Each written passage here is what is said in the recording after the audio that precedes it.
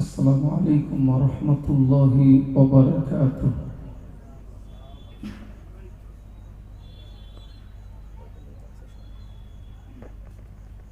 আমি বহুত দিন পরে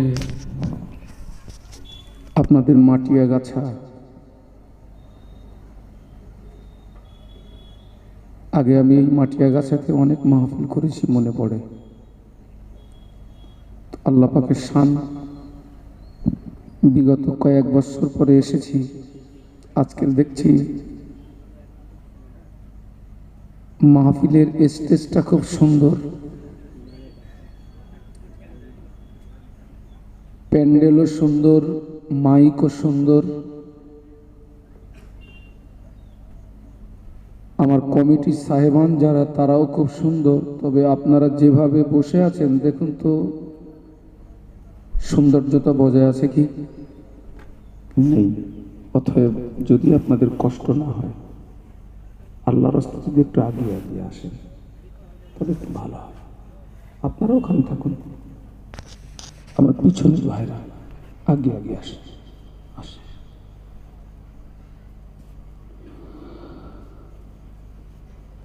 আলহামদুলিল্লাহ নাহমাদুহু ওয়া নাস্তাঈনুহু ওয়া নাস্তাগফিরুহু ওয়া নু'মিনু বিহি ওয়া নাতাওয়াক্কালু আলাইহি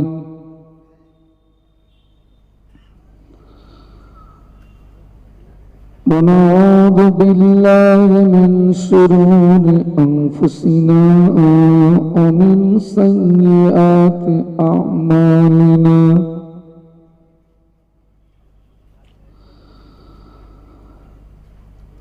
من يهده الله فلا مضل له ومن يضلله فلا هادي له.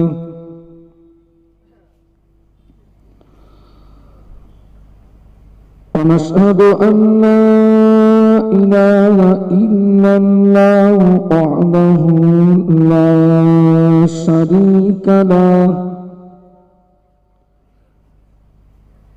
ونشهد أن سيدنا وحبيبنا ومولانا محمدا عبده ورسوله صلى الله عليه وسلم.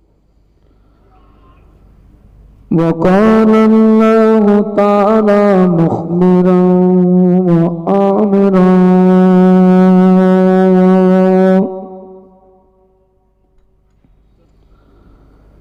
إن الله وملائكته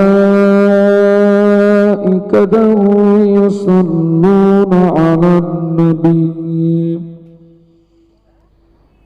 يا أيها الذين آمنوا صلوا عليه وسلموا تسليما. اللهم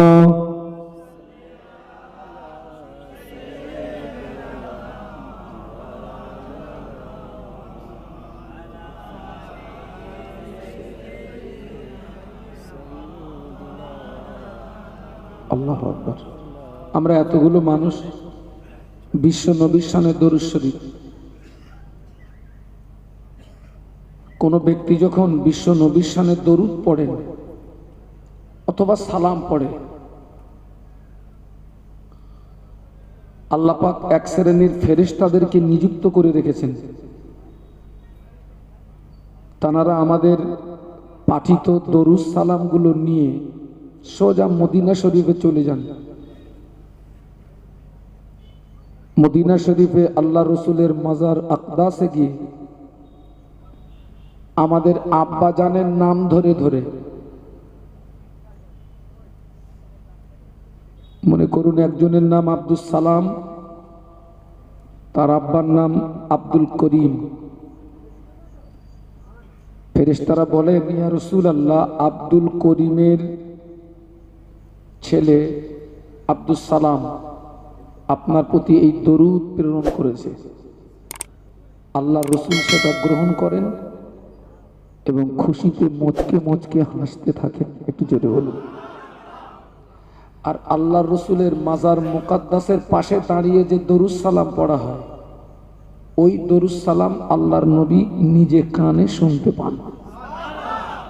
তো আমরা এখান থেকে এমন ভাবে দরুদ পড়ব, আমাদের নাম ধরে, আব্বার নাম ধরে নবীর কাছে পাঠানো হবে খুব মহব্বতের সঙ্গে। এটি রজব মাস, অত্যন্ত গুরুত্বপূর্ণ মাস। খুব মহব্বতের সঙ্গে, ভালোবাসার সঙ্গে উচ্চ আওয়াজে আল্লাহুম্মা সাল্লি আলা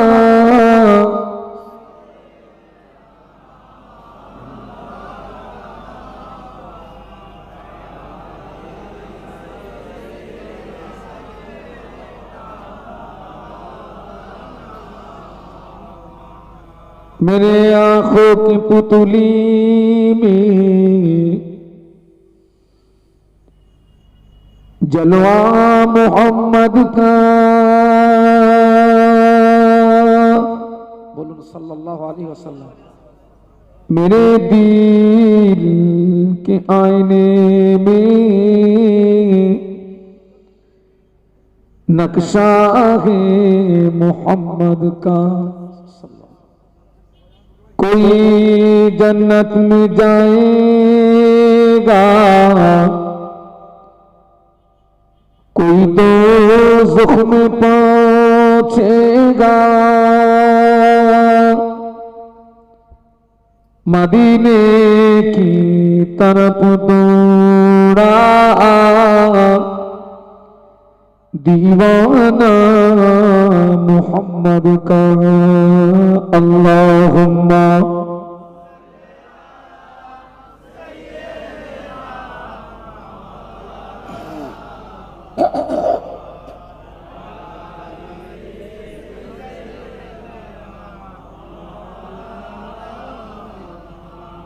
একটু কলেমার জিকির লা ইলাহা ইল্লাল্লাহ। ও বাবা, লা ইলাহা ইল্লাল্লাহ, লা ইলাহা ইল্লাল্লাহ মুহাম্মাদুর রাসূলুল্লাহ। আল্লাহুম্মা সাল্লি আলা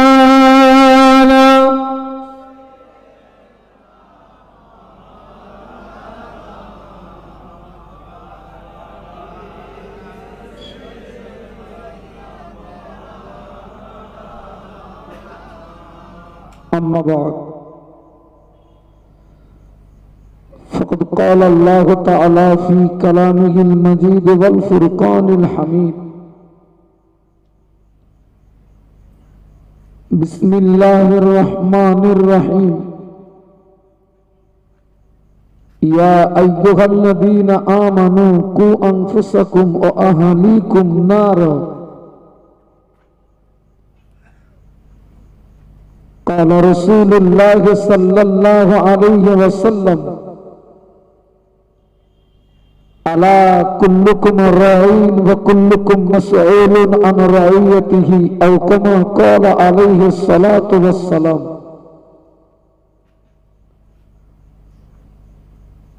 সম্মানীয় আজকের মাহফিলের নির্বাচিত সুযোগ্য সুদক্ষ সভাপতি সাহেব, সম্মানীয় ওলামা হযরত, সম্মুখে উপবিষ্ট বিভিন্ন গ্রাম থেকে আগত ভদ্র মহোদয়গণ, পর্দার আড়ালে অবস্থিতা পর্দানসীনা ধার্মিকা আম্মা এবং বোনেরা, সমস্ত প্রশংসা আল্লাহ পাকের জন্য, যিনি দয়া করে আমাদের এই মাহফিল পর্যন্ত আসার তৌফিক দান করেছেন। সকলে কৃতজ্ঞতা প্রকাশে মহব্বতের সঙ্গে উচ্চ আওয়াজে বলি আলহামদুলিল্লাহ। বাবা, যে গ্রামে মাহফিল হয় ওই গ্রামের সব মানুষ কি মাহফিলে আসতে পারে? অনেক মানুষ থাকে কঠিন কঠিন রোগে আক্রান্ত হয়ে ঘরের এক কোণে বিছানায় শুয়ে পড়ে পড়ে কাঁদতেছে। এরকম মানুষ আছে না নেই? আবার অনেক মানুষ আছে হসপিটালের বেডে শুয়ে কাঁদতেছে, নার্সিংহোমের বেডে শুয়ে কাঁদতেছে। আল্লাহ ইচ্ছা করলে আমাদের বাড়িতে কিংবা হসপিটালে কিংবা নার্সিংহোমের বেডে শুইয়ে রাখতে পারতেন না? পারতেন না? আমাদের এ পর্যন্ত কে এনেছেন? আমরা আলহামদুলিল্লাহ পড়লাম, এতগুলো মানুষ উচ্চ আওয়াজে বলি আলহামদুলিল্লাহ। দেখুন, এই পৃথিবীতে অনেক মানুষ আছে যারা জবানে কথা বলতে পারে না, ওদের কি বলে? বোবা। আমরা যেভাবে আল্লাহ পাকের প্রশংসা করলাম, তারা কি এইভাবে আল্লাহ পাকের প্রশংসা আদায় করতে পারবে? আল্লাহ ইচ্ছা করলে আমাদের জবানটাকে বন্ধ করে দিতে পারতেন না? পারতেন না? আল্লাহ যে আমাদের এভাবে তার প্রশংসা করার তৌফিক দিয়েছেন, খুশি হয়ে আরো একবার উচ্চ আওয়াজে বলি আলহামদুলিল্লাহ। বিশ্বনবীর মাজার মুকদ্দাসে জানাই অসংখ্য দরুদ এবং সালাম। প্রত্যেকে অন্তরের স্থল থেকে বলি সাল্লাল্লাহু আলাইহি ওয়াসাল্লাম। সন্ধ্যা থেকে আপনারা অনেক আলোচনা শুনেছেন, আর আপনারা জানবেন এক একজন বক্তা হলেন এক একটা ফুল, আর এক এক ফুলের সৌরভ এক এক রকম। সব ফুলের গন্ধ কিন্তু এক নয়। একটা ফুল আছে, ফুলটার নাম হচ্ছে গোলাপ ফুল। এই ফুলটি সকলের কাছে প্রিয়। আর একটা ফুল আছে, ওর নাম হচ্ছে রজনীগন্ধা, এটিও সকলের কাছে প্রিয়। আমার আগে যারা ওয়াজ করে গেলেন, কেউ গোলাপ ফুল, কেউ রজনীগন্ধা, আমি কিন্তু পাকড়া ফুল, শিমুল ফুল চেনেন? শিমুল ফুলটা দেখতে ভালো, কিন্তু নিজস্ব কোনো গন্ধ নেই। এতগুলো মানুষ, অধমের জন্য একটু দোয়া। আমি অসুস্থ মানুষ, আল্লাহ পাক যেন আমাকে কিছু বলার তৌফিক দেন, বলুন আল্লাহুম্মা আমিন। আমি কিছু কিছু কথা আপনাদেরকে জিজ্ঞাসা করব, জানা থাকলে একটু উত্তর দেবেন। আমার যা বয়স, আমি এখান থেকে 25 বছর আগের কথা স্পষ্ট বলতে পারবো। মানে আমার সঠিক বয়সটা যদি আমি বলি, অনেকের বিশ্বাসে আসবে না। আমরা ভাই বক্তা মানুষ তো, রাত জেগে জেগে বুড়ো হয়ে গেছি। যাই হোক, 25 বছর আগের কথা আমি স্পষ্ট বলতে পারবো। আর আমার সামনে আপনারা যারা বসে আছেন মুরব্বী, আপনারা 40 বছর আগের কথা স্পষ্ট বলতে পারবেন কি বাবা? পারবেন না? পারবেন। আচ্ছা বলুন তো, এখান থেকে 40 বছর আগে বর্তমানে যে হারে মাহফিল হচ্ছে, এত মাহফিল ছিল? বাহ। এখান থেকে 40 বছর আগে এখন যত হুজুর দেখছেন, এত হুজুর পাওয়া যেত না। হুজুরও কম, মাহফিলও ছিল কম। তবে সে সময় মাহফিল কম ছিল, হুজুর কম ছিল, একটা কাজ বেশি ছিল। গুটি কতক আলেমের দ্বারাতে বহু মানুষ হেদায়েত পেয়েছিল, সুবহানাল্লাহ বলুন। সমাজ উপকৃত হয়েছিল। এখন মাহফিল বেড়েছে, হুজুর বেড়ে গেছে, আসল জায়গায় ঘাটতি হয়ে গেছে। যে হারে মাহফিল হচ্ছে, আমাদের তো সব আল্লাহর ওলি হয়ে যাওয়ার কথা, হ্যাঁ? কিন্তু মাহফিল হচ্ছে, লেকিন কাজ হচ্ছে না। এর কারণ কি? আপনারা জানবেন, ওয়াজ এবং নসিহত হলো একটা পানা পুকুরে ঢিল মারার সমতুল্য। আপনারা পানা পুকুর চেনেন তো? একটা পানা পুকুরে যতক্ষণ ঢিল মারা হয়, যেখানে ঢিল পড়ে ওই জায়গাটায় পানা আসতে পারে না। তো এটা একটা পানা পুকুর। আমার আগে দুজন ঢিল মেরে গেলেন, আমি কিছুক্ষণ মারবো, আমার পরে ফুরফুরা শরীফের হুজুর আসবেন, আরো হুজুররা আসবেন, তানারা একদম মোটামুটি ফজর পর্যন্ত এখানে ঢিল মারা। এই ফজর পর্যন্ত এই পানা পুকুরে পানা আসতে পারছে না, ফাঁকা হয়ে যাচ্ছে। কিন্তু অটোমেটিক আখিরি মোনাজাত যখন হবে, দোয়া যখন হবে, ঢিল মারা বন্ধ হবে, পানা আবার ওই পূর্বের হালে ফিরবে না ফিরবে না? আল্লাহ বলেছেন, ইয়া আইয়ুহাল্লাযীনা আমানু, হে বিশ্বের ঈমানদার সম্প্রদায়, কু আনফুসাকুম ওয়া আহলিকুম নার, নিজে জাহান্নামার আগুন থেকে বাঁচো এবং তোমার আহালবর্গ দিগকে জাহান্নামার আগুন থেকে বাঁচাও। একটু জোরে বলুন, আরো জোরে বলুন। আচ্ছা ভাই, কোরআনের উপরে আমল করবে কি শুধু হুজুররা, মসজিদের ইমাম আর মাদ্রাসার হুজুর? না, কোরআনের উপরে আমল করতে হবে আমাদের প্রত্যেকেরই। এই ঢিল মারার দায়িত্ব কি শুধু আমাদের, না এই ঢিল মারার দায়িত্বটা জনসাধারণের উপরে বর্তায় না বর্তায় না? অধিকাংশ জনগণ এই ঢিল মারার দায়িত্ব পালন করেন না বলি সমাজ পদস্খলন হওয়ার 1 নাম্বার কারণ। আমাদের ধান্দা হলো চাচা আপন পরাণ বাঁচা, এটা রং ডিসিশন। যিনি নিজে বাঁচলেন, আহাল বর্গকে বাঁচানোর ব্যাপারে জানার মাথার যন্ত্রণা নাই, তিনি কোরআন শরীফের ওই আয়াতে শরীফার এক অংশের উপরে আমল করলেন, অপর অংশকে পরিত্যাগ করলেন। ওই ব্যক্তিটার জন্য জান্নাতে যাওয়াটা সহজ না কঠিন? আমি নামাজ পড়ি, আমি রমজানের রোজা রাখি, হজ ফরজ হজ করেছি, যাকাত ফরজ যাকাত দিই, শরীয়ত বিরোধী কাজ আমি করি না, কিন্তু আমার স্ত্রী, আমার ছেলে, আমার মেয়ে তারা নামাজের ধার ধারে না, শরীয়ত বিরোধী কাজের সঙ্গে যুক্ত।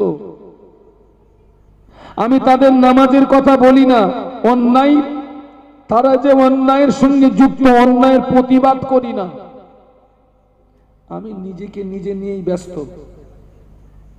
আমার জন্য জান্নাতটা অত্যন্ত কঠিন,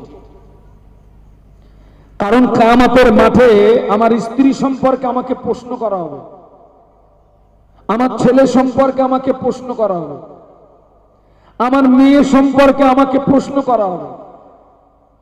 আল্লাহ রসুল বলেছেন, আলা কুল্লুকুম রাইন, বিশ্বনবী বললেন, সাবধান হয়ে যাও, তোমরা সকলে এক একজন রাখাল সদৃশ, কুল্লুকুম মাসউলুন আন রাইয়াতিহি, বিশ্বনবী বললেন, ওই রাখালের অধীনস্থ যারা, কিয়ামতের মাঠে তাদের ব্যাপারে জবাবদিহি করা লাগবে। আল্লাহ রসুলের ওই হাদিসের ব্যাখ্যা হলো, আমি এখানে যতক্ষণ বক্তৃতা রাখবো আমি আপনাদের রাখাল। আমি আপনাদের কি বলেছি? আমার দায়িত্ব কি?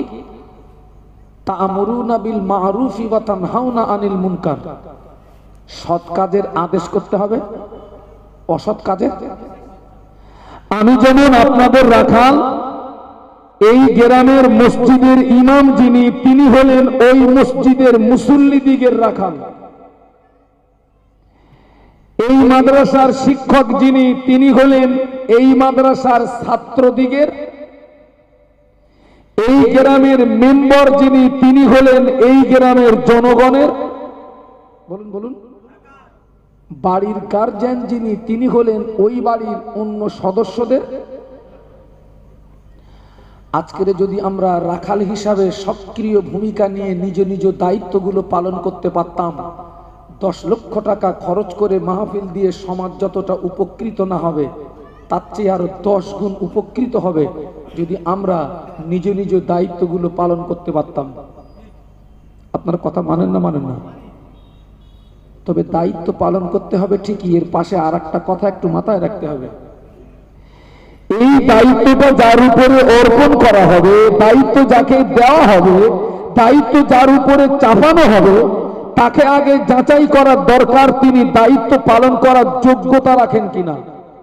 কারণ কোন অযোগ্য ব্যক্তির হাতে যদি দায়িত্ব তুলে দেওয়া হয়, ওর দ্বারাতে সমাজের উপকার হওয়ার তুলনায়, আমি একবারও বলবো না যে সমাজের যোগ্য ব্যক্তির হাতে দায়িত্ব নেই, আছে, তবে ঘুরিয়ে বলবো প্রতিটি স্তরে স্তরে যোগ্য ব্যক্তির তুলনায় অযোগ্য ব্যক্তির হাতে দায়িত্ব উঠে যাওয়ার কারণে সমাজ পদস্খলন হওয়ার আর এক নাম্বার কারণ। মানেন না প্রত্যেকটা স্তরে স্তরে দেখুন, বক্তা সমাজ বলুন, মাস্টার সমাজ বলুন, ডাক্তার সমাজ বলুন, ইমাম সমাজ বলুন, রাজনীতি সমাজ বলুন, সব যোগ্য ব্যক্তির তুলনায় দায়িত্বটা উঠে গেছে কাদের হাতে? অযোগ্য। ভাই, অযোগ্য ব্যক্তির হাতে দায়িত্ব উঠে গেলে সমাজের কি ক্ষতি হতে পারে? আমি ছোট্ট একটা দৃষ্টান্ত দিচ্ছি। আমি 11 বছর মাদ্রাসায় পড়াশুনো করে টাইটেল পাস করেছি। আল্লামা রুহুল আমিন রহমাতুল্লাহ আলাইহির নিজে হাতে প্রতিষ্ঠিত বিখ্যাত আমিনিয়া মাদ্রাসা, আপনারা চেনেন, যার ইসালে সব আজ, কাল এবং পরশু 17-18 ওই মাদ্রাসার ছাত্র আমি, একদম ফার্স্ট টু লাস্ট, শুরু শেষ। 2002 সালে আমি টাইটেল পাস করি। 11 বছর মাদ্রাসায় পাশা ঘেঁষড়িয়ে পাতলা ডাল খেয়ে টাইটেল পাস করে তারপরে কিঞ্চিত অজ করার যোগ্যতা অর্জন করেছি। আমি বিশাল বড় পণ্ডিত না। তো আজকের এখানে এসেছি অনেকদিন পরে, কমিটির ছেলেরা বলছে হুজুর আপনার বাড়ি যেতে দেবো না। আর আমার স্বভাব হলো আমি কোনো দাওয়াত বাড়ি থাকি না, কোনো দাওয়াত বাড়ি খাই না মানে ভাত খাই না, এমনি মুড়ি চাটাগুলো খাই, ভাত খাই না। এই জন্য ভাই এক এক বাড়ি এক এক রকম রান্না। যাই হোক, তো আমি বললাম বাবা আমার তো থাকা হবে না, বাবা আমার তো বাড়ি না গেলে খাওয়া হবে না। বললো হুজুর কোনো কথা জানেনি, আপনার সঙ্গে কিছু কথা আছে, সেই কথাগুলো বলবো ফজরের নামাজের পরে। কখন বলবে? তো আমি দেখছি কমিটির ছেলেদের কথা না শুনলে আমার কপালে একটা মুসিবত আসতে পারে, ওরা তো টাকা দেবে না। ঠিক আছে, আজ খাওয়া হয় হোক আর নাই না, টাকা না নিয়ে তো বাড়ি যাব না, থেকেই গেলাম। ফজরের নামাজ পড়ে বলতেছি বাপ কি বলবি বল, আমি বাড়ি যাব বাবা। তো বলছে হুজুর একটু মাঠে চলে। এই মাঠে কি বললো, আসলে বুঝতে পারবেন। মাঠে গিয়ে দেখি কমিটির ছেলেরা দুই গরুর ঘাড়ে না আপনার জোয়াল লাগিয়ে নাঙল রেডি করে রেখেছেন। নাঙল চেনেন তো? আপনার কথা বলেন না কেন, কি ব্যাপার? তো বলছে হুজুর শুনেছি আপনি হাজি সাহেব, আল্লাহ আমাকে 2 বার হজ পাকে নিয়ে গেছে, আবার আপনি মাওলানা সাহেব। তো হুজুর নিয়ত করেছি আপনার দিয়ে জমি চষি, ওই জমিতে যদি ফসল দেওয়া হয় তো ফসলে বরকত হবে, তো নিয়ত করেছি আপনাকে একটু নাঙল চষাবো। 11 বছর পড়াশুনো করে টাইটেল পাস করে ওয়াজ করার কিছু যোগ্যতা অর্জন করেছি, কিন্তু নাঙল চষার কাণ্ঠজ্ঞান আমার। আমি ওই জায়গাটায় যোগ্য না অযোগ্য? আমি বলছি বাবা আমি পারবো না বাপ, জীবনে তো কাজ করিনি। এনে পাগলা ছেলেরা বলছে হুজুর ও শুনবো না, নিয়ত করেছি কাজটা আপনার দিয়ে করাবো। আর আমি তো পারবো না, কমিটির ছেলেরা তো শুনবে না। ওই নাঙলের যেটা ধরে ওটার নাম কি? মুঠি। ওরা ওই মুঠি আমার হাতের ভিতরে দিয়ে সাইডে দাঁড়িয়ে তামাশা দেখতেছে, হুজুর কাজটা করে দেন। আচ্ছা ভাই, ও গরু বাঁচবে বলে মনে হয়? গরু আনাংলার হাতে নাঙল তুলে দিলে গরুর পায়ে যেমন ফাল লাগা স্বাভাবিক, তথৈবচ অযোগ্য ব্যক্তির হাতে দায়িত্ব তুলে দিলে ওর দ্বারা তো সমাজের মানুষের উপকার হওয়ার তুলনায় সমাজের মানুষের পায়ে ফাল লাগা। আজকে দেখুন সারা দেশময় তাকিয়ে দেখুন ভাই, আমার যদি ওয়াজ করার যোগ্যতা না থাকে, এই গদিতে যদি বসিয়ে দেন আপনাদের ইমানে ফাল মারবো না? আমি তো আম গাছের মাল জাম গাছে লাগাবো। নামাজ সংক্রান্ত মাসলা মাসালের কাণ্ঠজ্ঞান যদি না থাকে, আমাকে যদি ইমামের গদিতে দাঁড়িয়ে দেন, আমারও শেষ, মুসল্লিও। আজকে সারা পৃথিবী দেখুন, যোগ্য ব্যক্তির চেয়ে অযোগ্য ব্যক্তির হাতে দায়িত্ব উঠে গেছে। আপনি জানেন সারা পৃথিবীতে আল্লাহ যত নবী রসুল পাঠিয়েছেন, সারা পৃথিবীতে কোন নবী রসুলকে আল্লাহ পৃথিবীতে অনার্থক পাঠাননি। প্রত্যেকটা নবী রসুলের উপরে আল্লাহ দায়িত্ব দিয়ে পাঠিয়েছিলেন, একটু সুবহানাল্লাহ বলুন, আরো যদি বলুন। আচ্ছা বলুন তো নবীদের দায়িত্ব কি?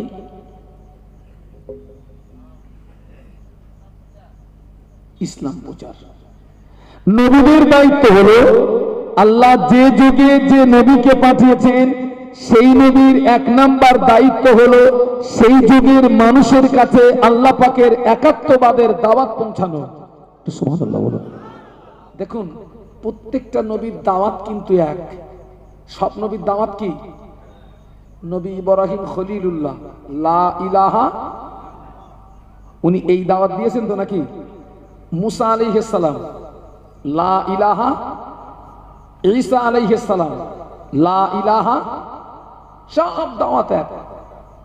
তবে ওই কলেমার শেষে আল্লাহ যে যুগে যে নবীকে পাঠিয়েছেন ওই নবীর নামটা আল্লাহ জুড়ে দিয়েছেন। একটু জোরে বলুন, লা ইলাহা ইল্লাল্লাহ ইব্রাহিম খলিলুল্লাহ, লা ইলাহা ইল্লাল্লাহ মুসা কালিমুল্লাহ, লা ইলাহা ইল্লাল্লাহ ঈসা রূহুল্লাহ, মুসা নবী, ঈসা নবী, নূহ নবী, দাউদ নবী, লূত নবী, এনারা হলেন এলাকা ভিত্তিক নবী।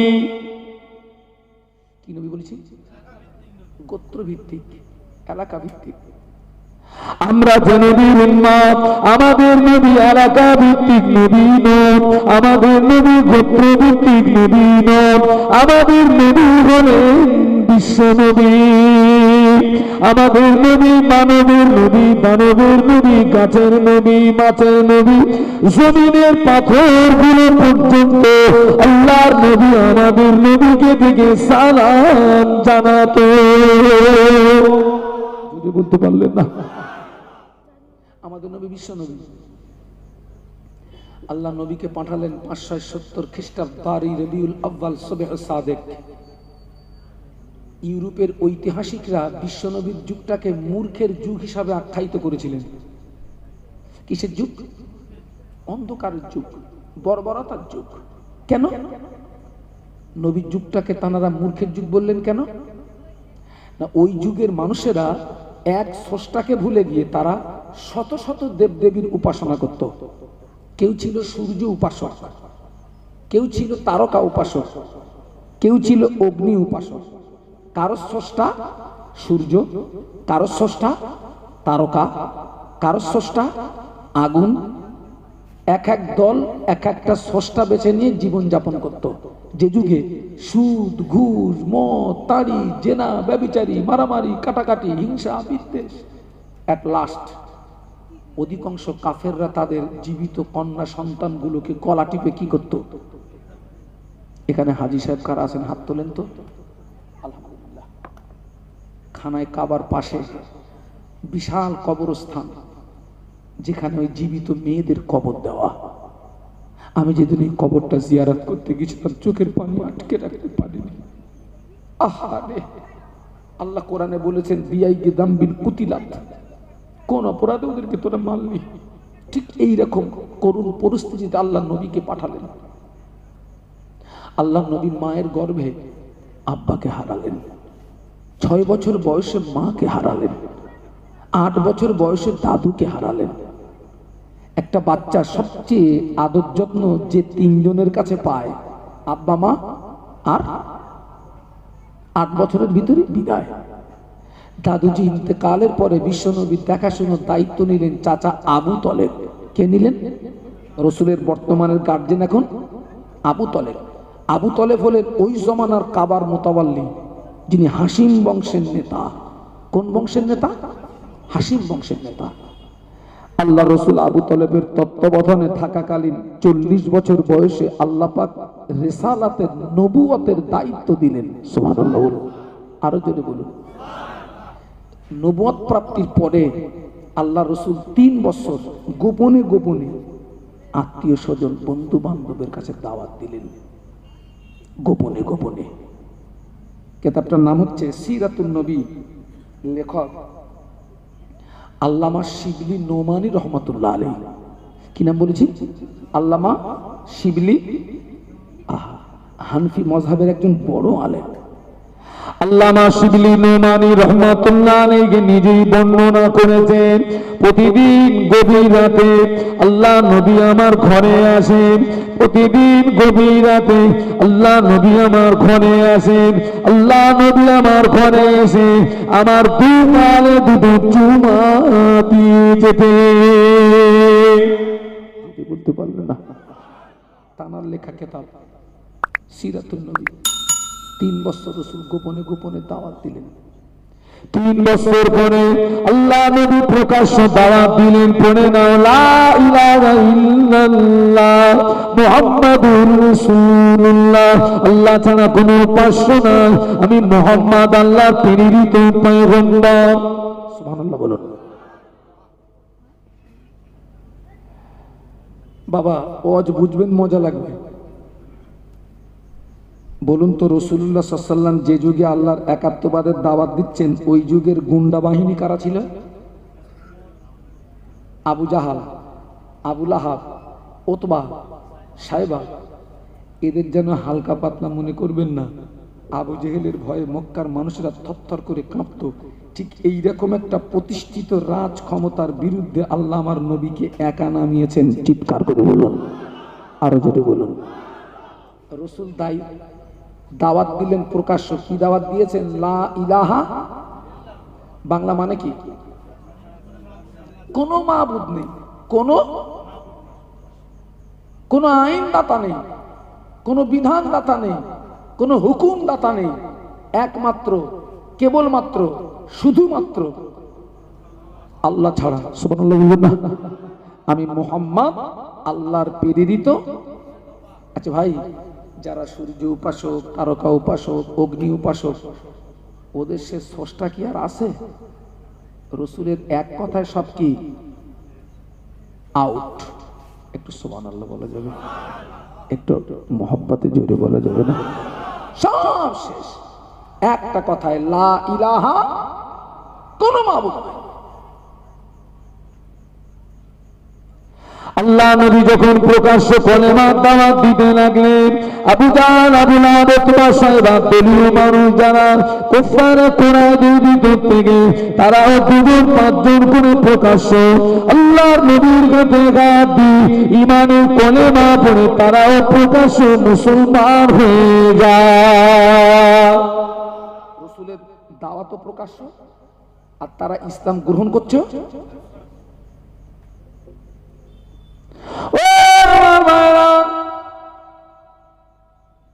আবু জাহল, আবু লাহাব, উতবা, সাইবা, এই দৃশ্যটা দেখে ওদের মাথার যন্ত্রণা শুরু হলো, ওদের গাত্র দেওয়া শুরু হলো। মুহাম্মদ যেভাবে নতুন ধর্ম প্রচার করছে, আমাদের দলীয় মানুষ যেভাবে মুহাম্মাদের দলে আশ্রয় নিচ্ছে, আমরা যদি মুহাম্মাদের কাজের গতি বন্ধ না করি, ভবিষ্যতে এমন একটা দিন আসবে যেদিন আমাদের আর কোনো অস্তিত্ব থাকবে না। অতএব যে কোনো প্রসেসে মুহাম্মাদের কাজের গতি রুখতে হবে। ওরাই সলা পরামর্শ করে আল্লাহ নবী কলেমা প্রচারে বেরিয়ে পড়েছেন। আবু জাহাল, আবু লাহাব, উতবা, সাইবা, ওরা সলা পরামর্শ করে আল্লাহ নবীর কাছে আবু তলেবের কাছে এসেছে। আবু তলেবের কাছে এসে বলল, ও আবু তলেব, তুমি তোমার ভাইপোকে বলো না, তোমার ভাইপো যদি মক্কার নেতা হতে চায়, আমরা তাকে নেতা বানাবো। তোমার ভাইপো যদি মক্কার সবচেয়ে ধনী হতে চায়, আমরা তাকে ধনী বানাবো। তোমার ভাইপো যদি মক্কার সবচেয়ে সুন্দর নারী পেতে চায়, আমরা তাকে সুন্দর নারী দেব।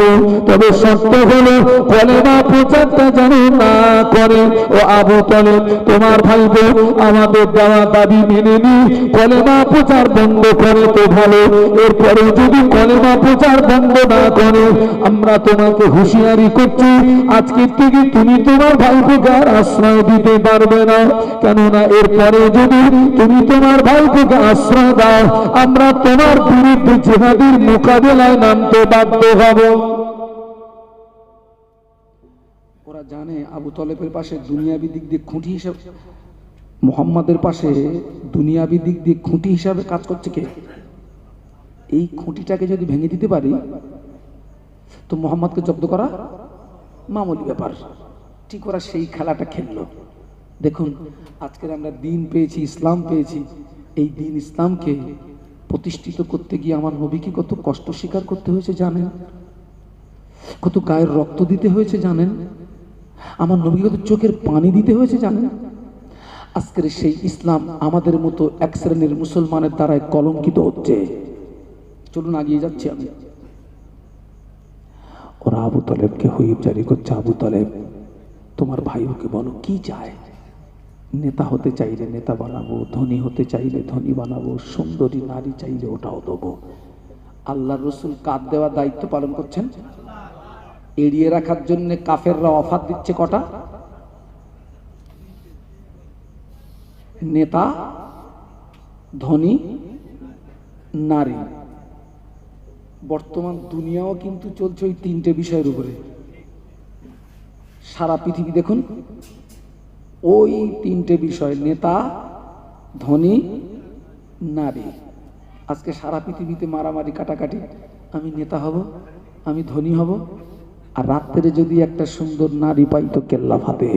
এখন তো নারীর যুগ ভাই, মাহফিল নারীদের দখলে চলে গেছে, বিয়ে বাড়ি নারীদের দখলে চলে গেছে, মরা বাড়ি নারীদের দখলে চলে গেছে, কিছু কিছু পীরের মাজারও নারীদের। বাস্তব বলছি না বাস্তব বলছি? মাহফিল ভাই ওই যে গায়ে লাগে ওতে নামাজ হবে তো? এটা আমার সন্দেহ হয়, ওটা কি নামাজ হবে? খোকা আমারও তো জানা নেই উপায়। মশা খায় খাক, ওরাও কোথায় যাবে না খেয়ে? জবান খুলে বলুন আল্লাহু আকবার। না হয়নি, এত স্লো কেন? আমরা যখন অন্য জায়গায় আমরা যখন স্লোগান দিই আমার নেতা তোমার নেতা, মুসলমানের গলার শির 2 আঙ্গুল করে উঁচু হয়। বাস্তব বলছি না বাস্তব বলছি? ওখানে গলার শির বার করলে গোনা হবে, এখানে শির বার করবেন আল্লাহ আপনার নামায় আমলে সওয়াব দান করবে। জোরে বলুন আল্লাহু আকবার। আরো জোরে বলুন আল্লাহু আকবার। বাংলা মানে কি? আল্লাহ মহান। কে মহান? ওইটা মাথায় রাখবেন।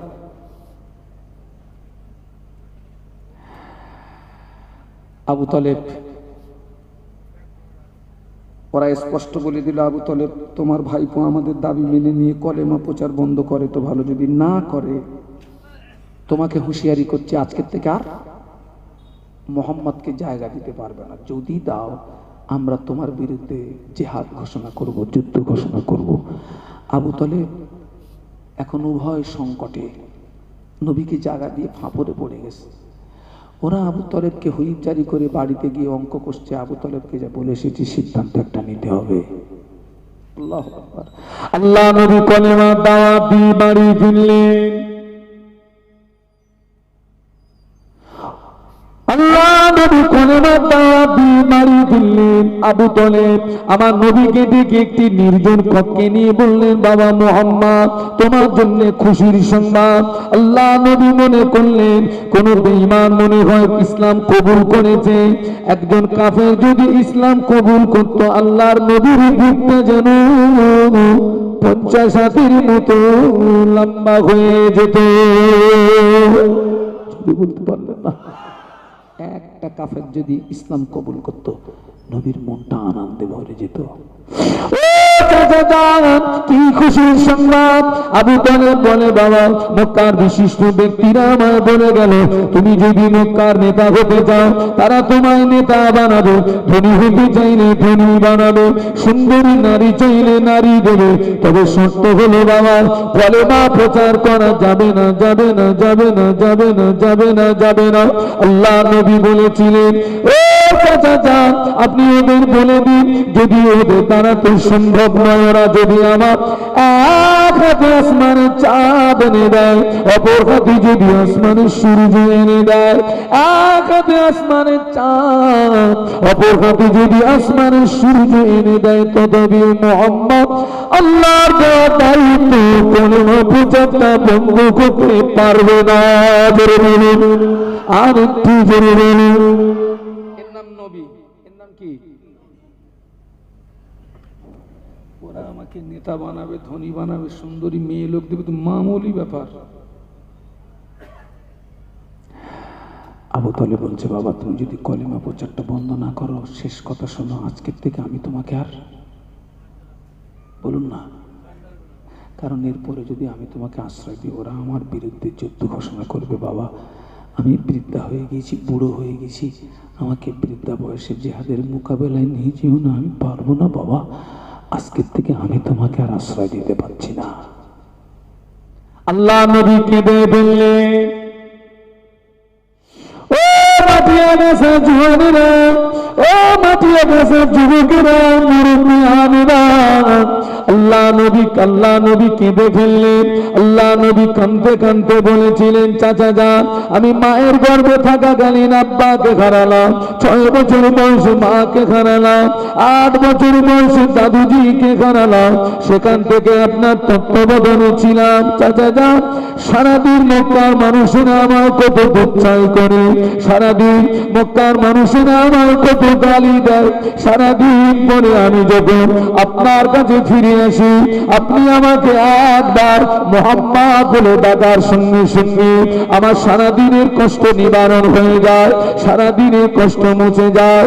ও আজকে যদি আপনি আমাকে আশ্রয় না দেন, জায়গা না দেন, আমি মুহাম্মদ এটি জানবো, পৃথিবীর জমিনে মুহাম্মাদের পাশে দাঁড়ানোর মতো কেউ নাই, পৃথিবীর জমিনে মুহাম্মাদের আহা বলার মতো কেউ নাই, পৃথিবীর জমিনে মুহাম্মাদের চোখের পানি দেখার মতো কেউ নাই।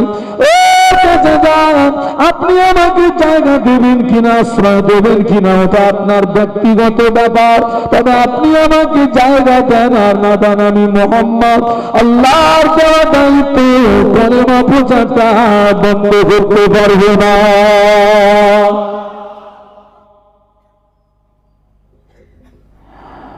এতদিন জানতাম আমার পাশে কেউ থাকার না থাক আপনি ছিলেন, আমার চাচা ছিল, আজকের থেকে জানবো আমার কেউ নেই। তাই বলে আল্লাহর দেওয়ার দায়িত্ব থেকে আমি এড়াতে পারবো না। একটু জোরে বলুন। আবু তালেব কেঁদে ফেলেছে, সুবহানাল্লাহ বলুন। ও মাটিয়া দেশের জওয়ানেরা, আবু তালেব কাঁদতে কাঁদতে বলেছিলেন, ও বাবা মুহাম্মদ, কষ্ট দিও না বাবা, দুঃখ নিও না বাবা, রোনাজারি করো না বাবা, কষ্ট নিও না বাবা, দুঃখ নিও না বাবা, রোনাজারি করো না বাবা, যাও আমি তোমায় হুকুম দিয়ে দিলাম, যেটাই তোমার ইচ্ছা সেটাই তুমি কলেমা প্রচার করো, যেটাই তোমার ইচ্ছা সেটাই তুমি কলেমা দাওয়াত দাও। আবু তালেব যতদিন পৃথিবীতে জীবিত আছে দেখে নিতে চায় মক্কার কোন শক্তি মুহাম্মদকে ক্ষতি করতে পারে। ওই দিনে বিশ্ব নবী কান্না ভরা চোখে হেসে ফেলেছিলেন। আরো জোরে বলুন। আজকে থেকে খোলা অর্ডার দিলাম, তুমি যাও, যেথায় ইচ্ছা সেটাই কলেমা প্রচার করো। আবু তালেব যতদিন পৃথিবীতে জীবিত আছে দেখে নিতে চায় মক্কার কোন শক্তি মুহাম্মদকে ক্ষতি করতে পারে। সুবহানাল্লাহ। আল্লাহ নবী কান্না ভরা চোখে হেসে ফেলেছিলেন। একটু জোরে বলুন। আচ্ছা বলুন তো, আল্লাহ রাসূল মক্কাবাসীদের উপকার করছিলেন না ক্ষতি করছিলেন? আল্লাহ রাসূল দুটি কাজ, এক হচ্ছে একাত্মবাদের দাওয়াত, নাম্বার 2 হচ্ছে অন্যায়ের প্রতিবাদ। এই দুটি অপরাধে আমার নবীকে 13 বছর মার খেতে হলো। কতদিন মার খেয়েছেন, গায়ের রক্ত দিয়েছেন, দান্দান মোবারক শহীদ হলো। গভীর রাতে কাঁদতে কাঁদতে তার জন্মভূমিটা ছেড়ে দিয়ে মক্কা থেকে রসুলকে মদিনায় চলে যেতে হলো। তথাপিও আল্লাহর দেওয়া দায়িত্ব থেকে তিনি কিঞ্চিত পরিমাণে দূরে সরে আল্লাহ নবী 1000 বছর আগে বলে গেলেন, মান রাআ মিনকুম মুনকারান ফালিয়ুগাইয়িরহু বিয়াদিহি ফাইল্লাম ইস্তাতি ফাবিলিসানিহি ফাইল্লাম ইস্তাতি বিকলবিহি ওয়া যালিকা আদাফুল ঈমান। আল্লাহ নবী বললেন, তোমার সামনে যদি কোনো অন্যায় অপরাধ কাজ হয়, আমি আল্লাহ নবী বলছি তুমি অন্যায় প্রতিবাদ করবে। অন্যায় প্রতিবাদের ধারা হলো 3টি। রাসূল বলেছেন, হে উম্মতে মুসলিমা, তোমার সামনে যদি কোনো অন্যায় অপরাধ কোনো গর্হিত কাজ হয়, তুমি অন্যায়ের প্রতিবাদ করবে। অন্যায়ের প্রতিবাদের ধারা হলো তিনটি। এক নম্বরে আল্লাহ নবী বললেন, তোমার বাহুকে মজবুত করে হাত দিয়ে অন্যায় প্রতিবাদ করবে। হাত দিয়ে যদি না পারো, আমি আল্লাহ নবী বলছি, তুমি জবান দিয়ে অন্যায় প্রতিবাদ করবে। জবান দিয়ে যদি না পারো, আমি আল্লাহ নবী বলছি, কমপক্ষে অন্তর দিয়ে ঘৃণা করবে। ওটা হলো দুর্বলতম ঈমানের লক্ষণ। আপনার সামনে যদি কোনো অন্যায় কাজ হয়, আপনার দায়িত্ব অন্যায় কি করা, ধারা, পারলে না পারলে অন্তর দিয়ে। এটা হচ্ছে একেবারে লাস্ট, মানে যাদের ইমানটা দুর্বল। আচ্ছা বলুন তো, সত্যি কি আমরা হাত দিয়ে প্রতিবাদ করার ক্ষমতা রাখলাম না, জবান দিয়ে পারলাম না, সত্যি কি অন্তর দিয়ে ঘৃণা করি?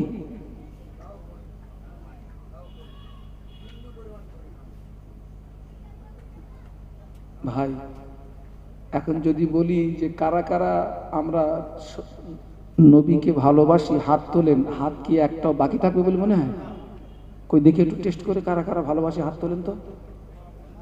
না, মানে এই দাবিটা সহজ, মৌখিক দাবি, প্র্যাকটিক্যালে ভাই কাগজে যদি লেখা হয় র দন্ত স গয়কার লয় লয় আকার, কি হবে ওটা? ওইটা লিখে যদি চাটি, রসগোল্লার টেস্ট পাওয়া যাবে।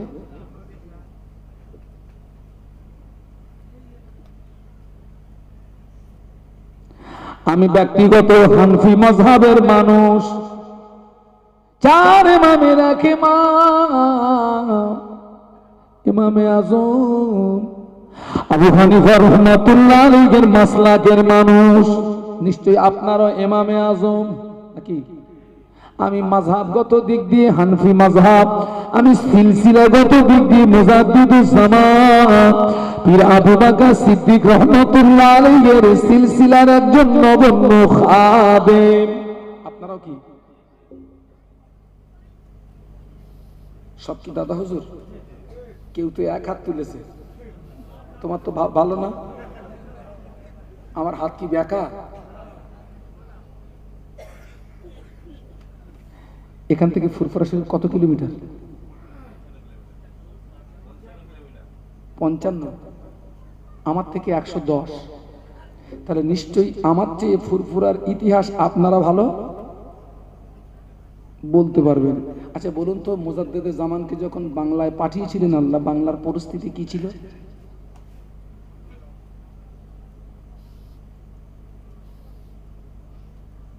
হবে না?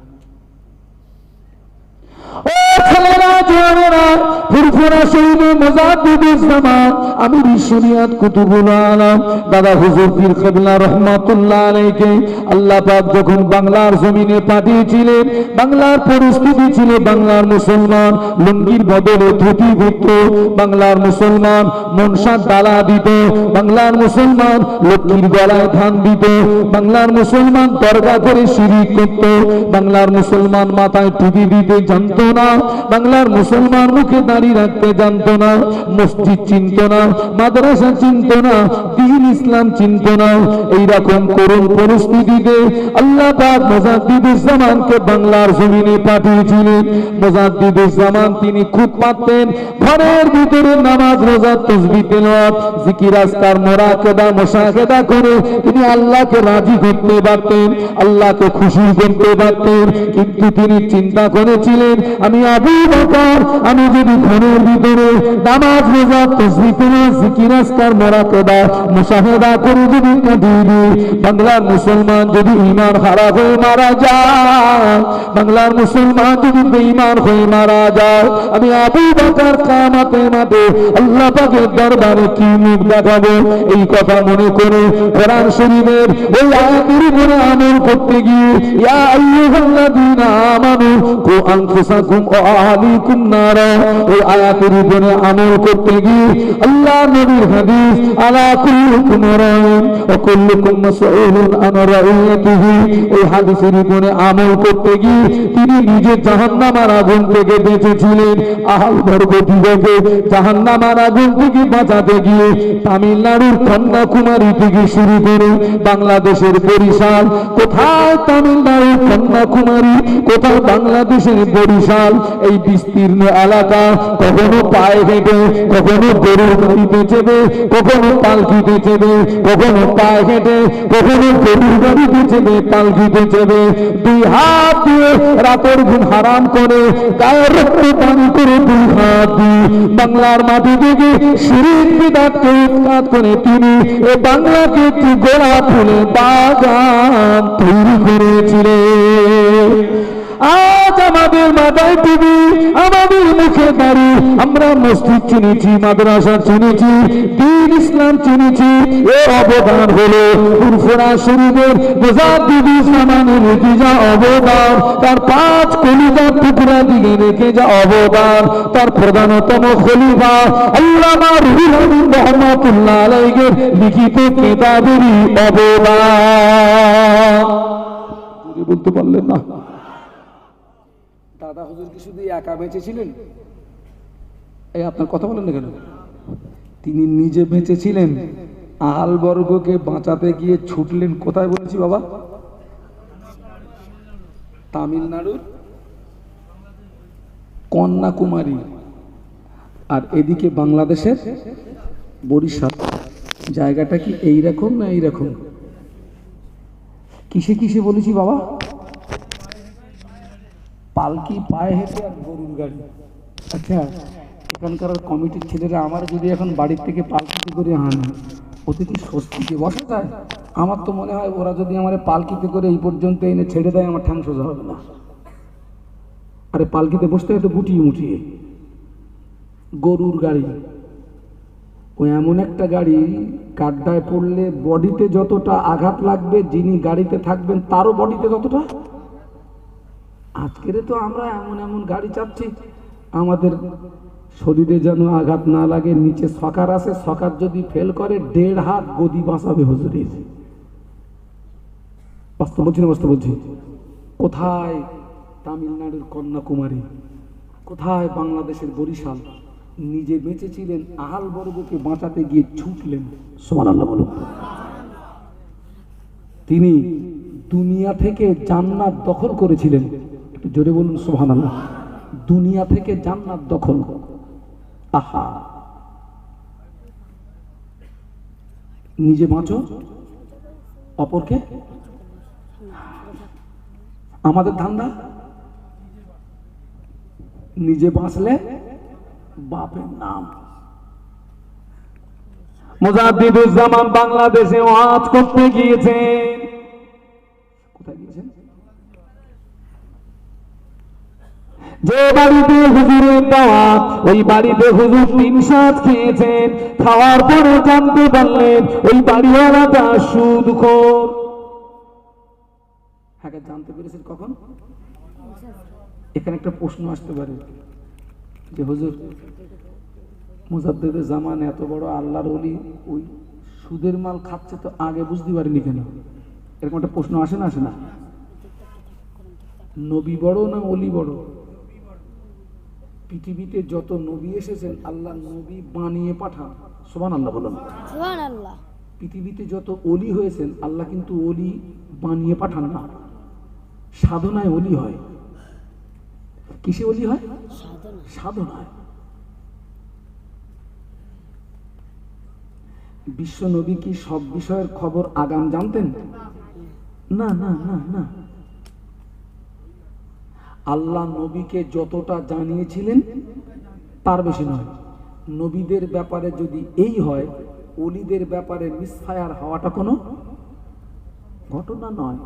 মুজাদ্দিদুল জামান 3 সাজ খাওয়ার পরে জানতে পারলেন ওই বাড়িওয়ালাটা সুদখোর। হাত তুলেছেন, আমরা সবাই দাদা হুজুরকে ভালোবাসি। দেখুন তো প্র্যাকটিক্যালে কতটা, আর কাগজে লিখে চাটা কতটা।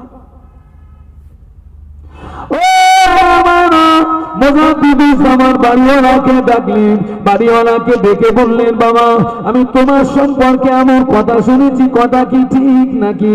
বাড়িওয়ালা বললেন, জি হুজুর, আপনি যেটা শুনেছেন ঠিক শুনেছেন। মুজাদ্দিদুজ্জামান বলেছিলেন, ও বাবা বাড়িওয়ালা, ফুরফুরার আবু বকর সুদের মাল গ্রহণ করে না। সুবহানাল্লাহ বলুন। ও বাবা বাড়িওয়ালা, ফুরফুরার আবু বকর সুদের মাল গ্রহণ করে না। আমি না জেনে খেয়ে ফেলেছি বাবা, আমার খাওয়ার দামটা তোমায় নিতে হবে।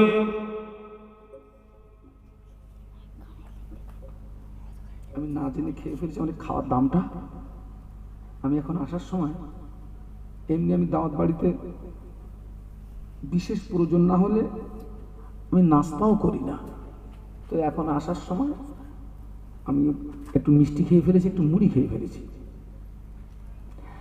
এখন যাওয়ার সময় যদি কমিটির ছেলেদের ডেকে বলি, বাবা তোদের সেই মিষ্টি আর মুড়ি খেয়েছিলাম, ওই খাওয়ার দামটা রেখে দে, নজরানা আমাকে যা দিচ্ছিস দে, তবে এই খাওয়ার দামটা। আমার মতন হুজুরের কাছ থেকে কমিটির ছেলেরা খাওয়ার দাম নেবে বলে মনে হয়? আমার ক্ষেত্রে যদি এই হয়, দাদা হুজুরকে খেতে দিয়ে খাওয়ার দাম নেবে, এরকম কপাল ফাটা কেউ আছে? কথা বুঝতে পারছেন না? বাড়িওয়ালা বললেন, হুজুর আপনি আমায় লজ্জা দেবেন না, হুজুর আপনি আমার শরম দেবেন না, হুজুর আমি অঙ্গীকারবদ্ধ হচ্ছি, তওবা করছি, জীবনে কোনোদিন আর সুদ খাবো না। যদি বলতে পারলেন না, আরো যদি বলেন। এখন একটা ফতোয়া দিতে হবে আপনাদের। আপনি বলবেন, হুজুর আমরা তো মুফতি না। আমি বলছি, আপনারা মুফতির বাপ। মুফতি না মানে ফতোয়ার যদি দরকার হয়, কোন মুফতি সাহেবের কাছে যাবেন না, ফুরফুরা শরীফে যাবেন না। ফতোয়ার যদি দরকার হয়, সাদা কাগজে বায়ান লিখে, বাবাজি বিষয়টা লিখে, এলাকার যেখানে বড় চায়ের দোকান আছে ওখানে রেখে আসবেন। চায়ের দোকানে মুক্তি পাওয়া যায় না, যায় না। কথা বলেন না কেন?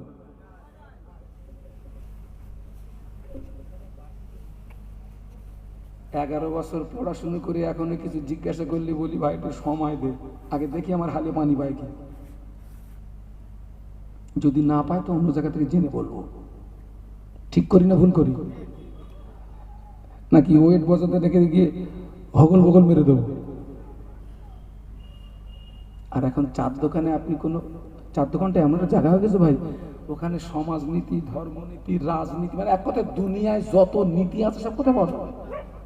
আজকের এখানে এই ওয়াজ হচ্ছে, তো এই ওয়াজের তফসির হবে কালকে চার দোকানে ফজরের পরে। এই হুজুর এই ওয়াজ করেছে, এই হুজুর এই ওয়াজ, তফসিরের পরে তফসির ব্যাখ্যা। আমি বলি, বাবা তোমরা যদি এত তফসির করবে তা আমাদের ডেকেছো কেন? তোমরা করো, আমরা শুনি। হ্যাঁ, ফতোয়া জিজ্ঞাসা করছে, পাকা শুধু যদি তওবা করে ওর বাড়ি কি খাওয়া যাবে নাকি?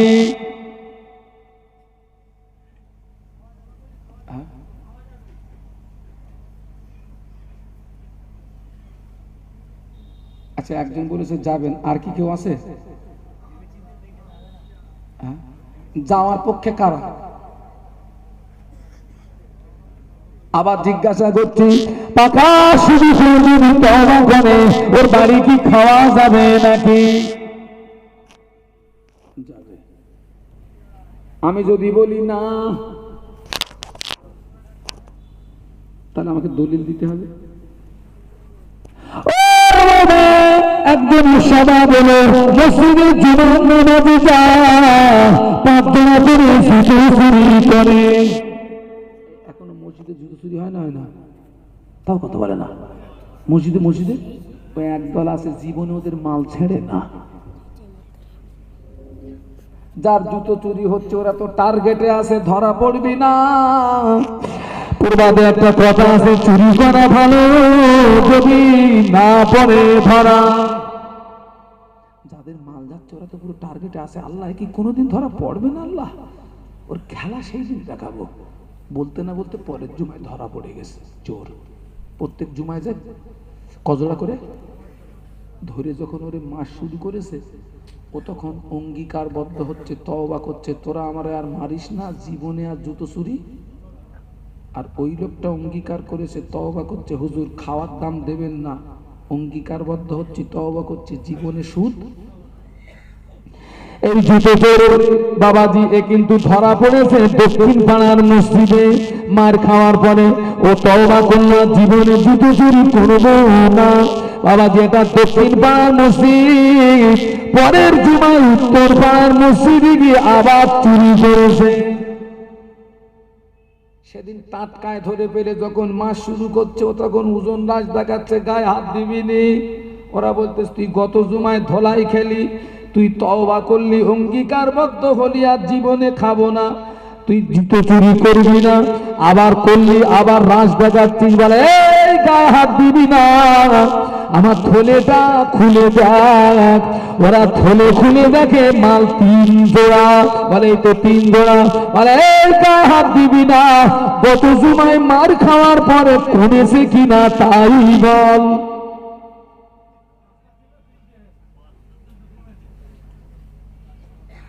এই কথা বুঝতে পারছেন পারেন না?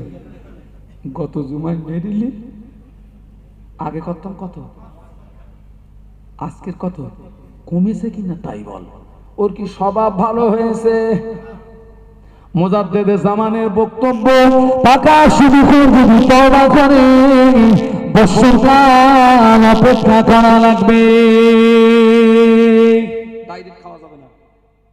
কতদিন? 1 বছর। ও দেখো ফের আবার টলে কি নাও।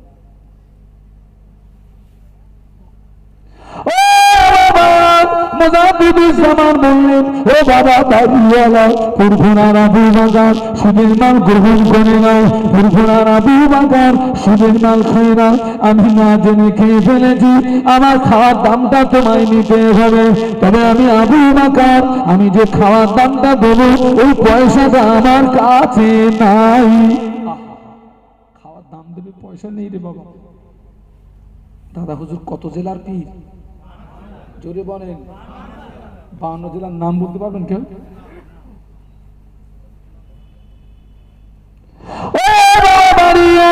আমি আবু বকর, আমি যে তোমার খাওয়ার দাম দেবো ওই পয়সাটা আমার কাছে নাই, এখান থেকে ফুরফুরা পর্যন্ত যেতে যে রাস্তা করো ওই পয়সা ছাড়া অতিরিক্ত পয়সা আমার কাছে নাই।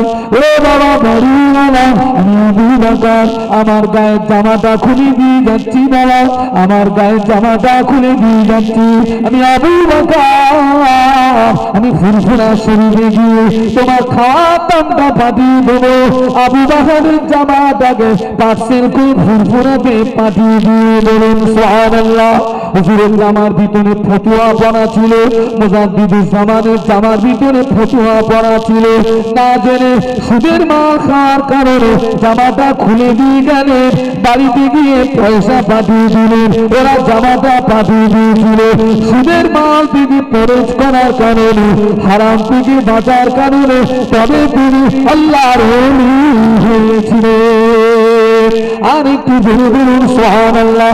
আমরা মুজাদ্দিদে জামানের ভক্ত, 5 হুজুরের ভক্ত, এই ভক্তদের ভিতরে পাকা পাকা সুদখোর আছে না নাই? ও কি দাদা হুজুরের প্র্যাকটিক্যালে ভক্ত না কাগজে লিখে চাটা বাটি?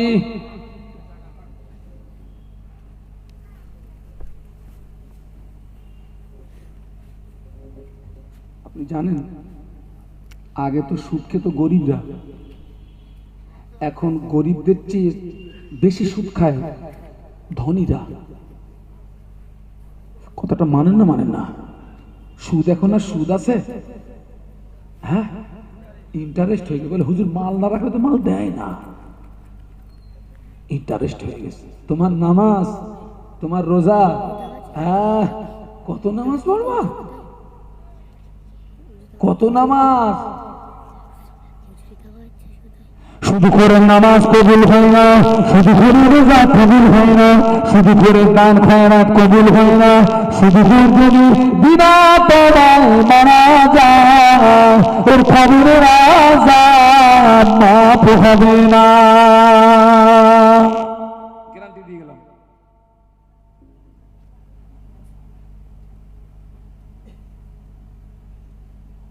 গরিব মানুষ যারা শুধু খান ওরা আল্লাহ দরবারে একটা কথা বলতে পারবে, আল্লাহ আমরা অভাবের কারণে খেয়ে ফেলেছিলাম, যদিও গরিবের জন্য সুদ হালাল নয়, গরিবের জন্য হারাম, ধনী ব্যক্তির জন্য হারাম, তবু কিয়ামতের মাঠে গরিবরা একটা কথা বলতে পারবে, আল্লাহ অভাবের কারণে খেয়ে ফেলেছিলাম, আল্লাহ অভাবের কারণে জড়িয়ে পড়েছিলাম।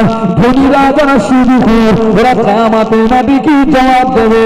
আমি বলি ওদের জবাবটা এইরকম দিতে হবে, আল্লাহ মাল বাড়াতে গিয়ে কিছু খেয়ে ফেলেছিলাম। কি করতে গিয়ে? মাল বাড়াতে গিয়ে।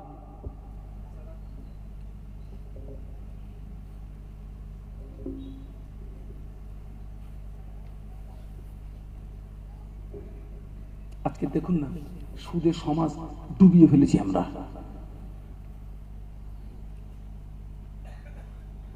তকবীরে উলার সঙ্গে নামাজ পড়লে অনেক সওয়াব, সুদির মাল খেয়ে ছুটতেছে।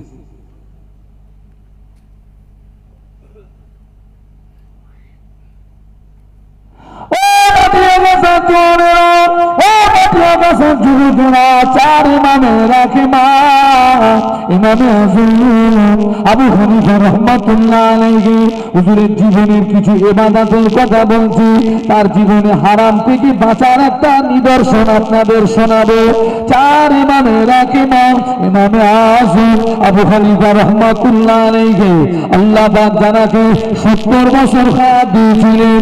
ইমামে আযম আবু হানিফা রাহমাতুল্লাহ আলাইহি 70 বছরের ভিতরে 55 বার আল্লাহ খানা কাবার হজ আদায় করেছিলেন। যদি বলতে পারলেন না, জোরে বলতে পারলেন না, তাকবীর দেন, নারে তাকবীর, জোরে বলেন নারে তাকবীর। চার ইমামের এক ইমাম ইমামে আযম আবু হানিফা রাহমাতুল্লাহ আলাইহি হুজুর প্রতিদিন 5 ওয়াক্ত নামাজ ছাড়াও এশা নামাজের পরে 2 রাকাত করে নামাজের নিয়াত করতেন। প্রতিদিন 5 ওয়াক্ত নামাজ ছাড়াও এশা নামাজের পরে 2 রাকাত করে নামাজের নিয়াত করতেন। আর এই 2 রাকাত নামাজে আল্লাহ পাকের কোরআন শরীফ একবার করে খতম করে দিতেন। আপনারা সুবহানাল্লাহ বলে দিলেন, 1 মিনিটও লাগেনি, কাজ ফিনিশ। 2 রাকাত নামাজে 1 খতম কোরআন পড়া কি 4 ডিগানি কথা মনে করছেন নাকি? এটা কি হেফজ মাদ্রাসা? পেশাব পায়খানা বাদ দিয়ে এক জায়গায় বসে যদি 1 খতম কোরআন পড়ে 6 থেকে 8 ঘন্টা সময় লাগবে। আমি একটা হেফজ মাদ্রাসা চালাই। কতক্ষণ বলেছি? 6 থেকে 8। হুজুর এশার নামাজের পরে 2 রাকাত নামাজের নিয়াত করতেন। ওটা কি নামাজ? ফরজ না ওয়াজিব? নফল নামাজ। 2 রাকাত নামাজে আল্লাহ পাকের কোরআন শরীফ একবার করে খতম করে দিতেন। জোরে বলতে পারলেন না? এই ছেলেরা জোরে বলতে পারলে না? তাকবীর দেন তো, নারায়ে তাকবীর, জোরে বলেন নারায়ে তাকবীর, জোরে বলেন নারায়ে তাকবীর। চার ইমামের এক ইমাম ইমামে আযম আবু হানিফা রাহমাতুল্লাহ আলাইহি হুজুর আমার 40 বছর এশার যুগে ফজরের নামাজ আদায় করেছিলেন। 1 বছর 2 বছর নয়, ইমামে আযম আবু হানিফা রাহমাতুল্লাহ আলাইহি 40 বছর এশার যুগে ফজরের নামাজ আদায় করেছিলেন। বাবাজি 40 বছর এশার যুগে যিনি ফজরের নামাজ পড়লেন, উনি কি রাতে ঘুমিয়েছেন নাকি? ঘুমালে কি উযু থাকে? কোন কোন উযুতে কিসের নামাজ? তাহলে উনি কি ঘুমিয়েছেন? ইমামে আযম আবু হানিফা রাহমাতুল্লাহ আলাইহি 40 বছর রাতে ঘুমাননি। 40 বছর। আর এখন তো আমাদের ছেলেরা পেশাব করে পানি নেয় না। হ্যাঁ, এমনি নেয় না, তাতে আবার শীতকাল চলে গেছে তো ছবেও না।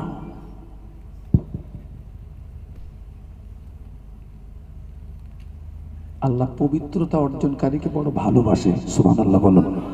ইন্নাল্লাহা ইউহিব্বুত তাওয়াবিনা ইউহিব্বুল মুতাতাহহিরিন। সুবহানাল্লাহ বলো। আল্লাহ তওবাকারীকে বড় ভালোবাসে, পবিত্রতা অর্জনকারীকে ভালোবাসে। কবরের আযাব সবচেয়ে বেশি হয় পেশাবের ছিটে থেকে না বাঁচার কারণে। কিসের থেকে? পেশাবের ছিটে।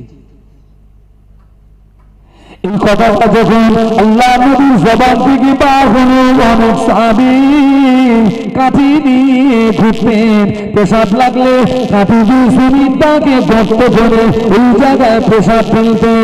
জমির গর্ত করে যদি পেশাবটা রাখা, ওই গরু করার ভয় থাকে না।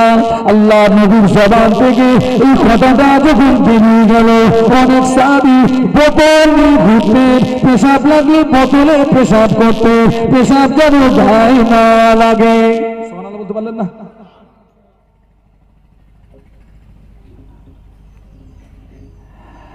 অধিকাংশ ছেলেরা দাঁড়িয়ে দাঁড়িয়ে পেশাব করতেছে, ওর কিছু কিছু পেশাব হাতে, কিছু পেশাব পায়, কিছু মুখে, কিছু গালে। আর কোথায় লাগাবে?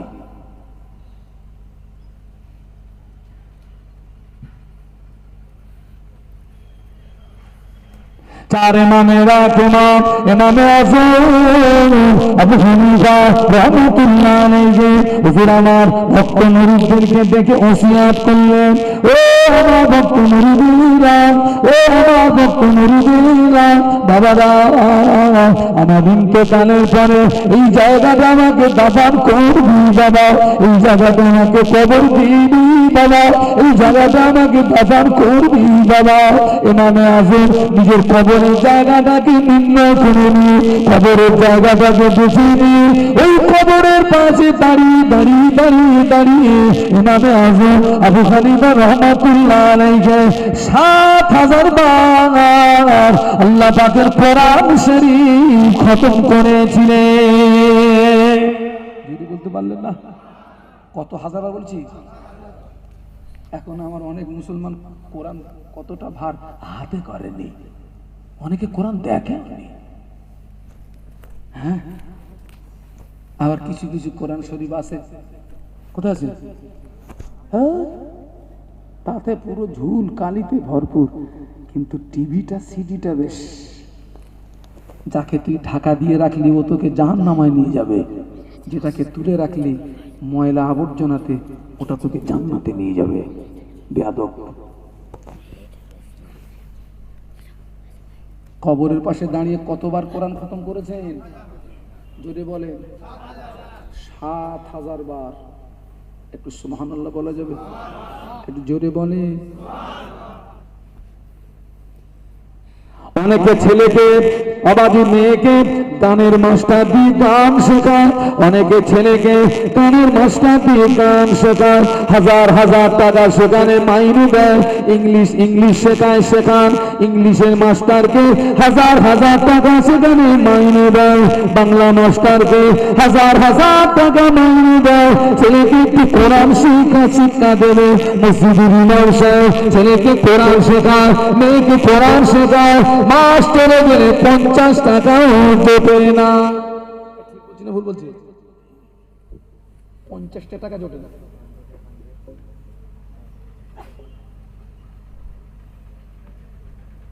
টাকা জোটে না।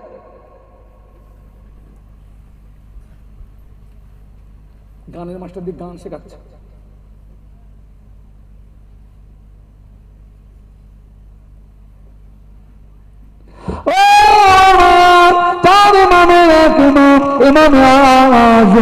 আবু হানিফা রাহমাতুল্লাহ আলাইহি হুজুর আমার কাপড় ব্যবসায়ী ছিলেন, কাপড়ের সেলসম্যান ছিলেন। হুজুরের দোকানে একজন কর্মচারী ছিল। হুজুর কর্মচারীকে একদিন ডেকে বললেন, ও বাবা কর্মচারী, আমি একটা দাওয়াত বাড়িতে যাচ্ছি, দোকানের দায়িত্বটা তোমায় দিয়ে গেলাম বাবা, বাবা হিসাবটাকে ঠিক রেখো, হিসাব যেন গড়বড় না হয়ে যায়। হুজুর কাজ মিটিয়ে ফিরে এসে বলে, বাবা আমার দোকানের হিসাবটাকে বুঝিয়ে দাও। কর্মচারী হিসাব বুঝিয়ে দিয়ে দেখে হিসাবটা 10 টাকা বেশি হয়ে গেল। ক টাকা কম হয়েছে?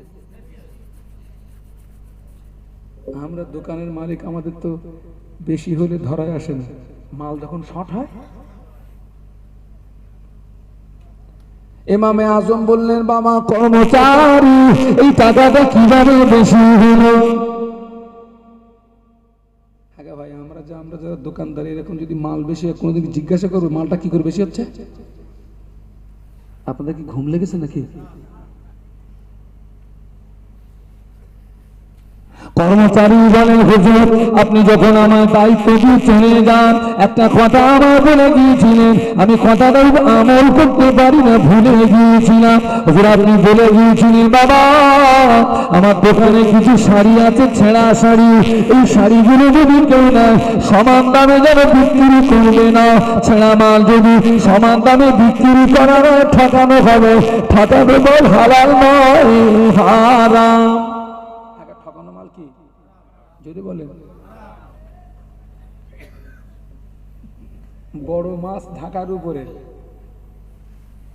আর যেটা কালকে জন্ম নিয়েছে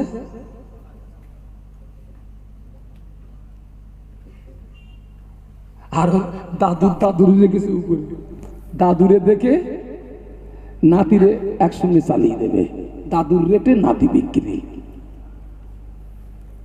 এদিকেও সব হয়টাই না।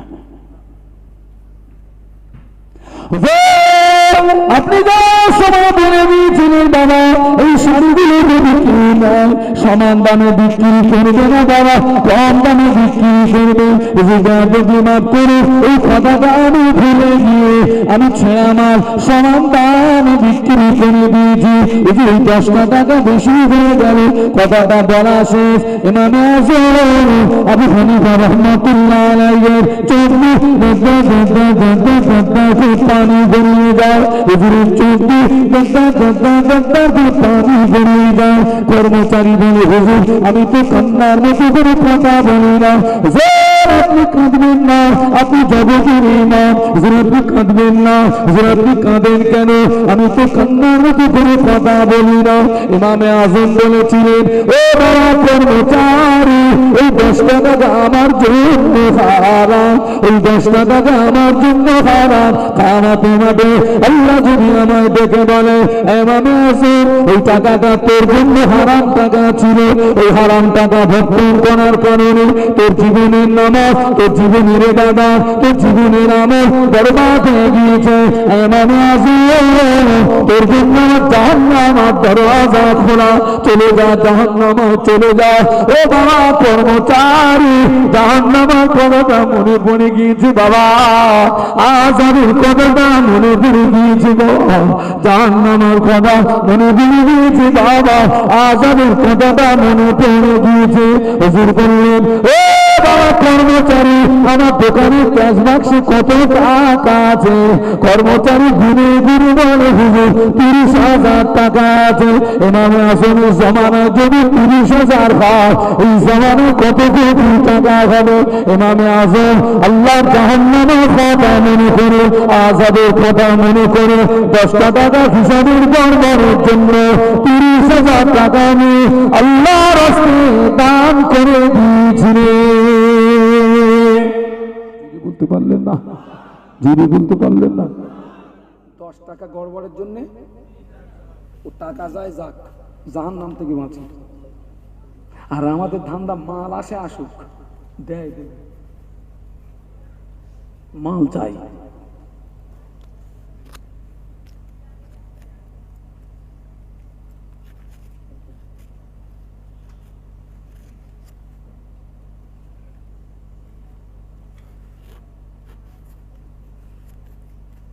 মোজাদ্দেদুজ্জামান বললেন বাবা আমি তোমার খাওয়ার দাম দেবো, ওই পয়সাটা আমার কাছে নেই বাবা, এখান থেকে ফুরফুরা পর্যন্ত যেতে যে খরচ ওই পথ খরচ পয়সাটা আমার কাছে আছে বাবা, আমার এই গায়ের জামাটা তোর খুলে দিয়ে গেলাম, আমি আবু বকর বাড়িতে গিয়ে তোমার খাওয়ার দামটা পাঠিয়ে দেবো, আবু বকরের জামাটাকে পার্সেল করে ফুরফুরায় পাঠিয়ে দিবি।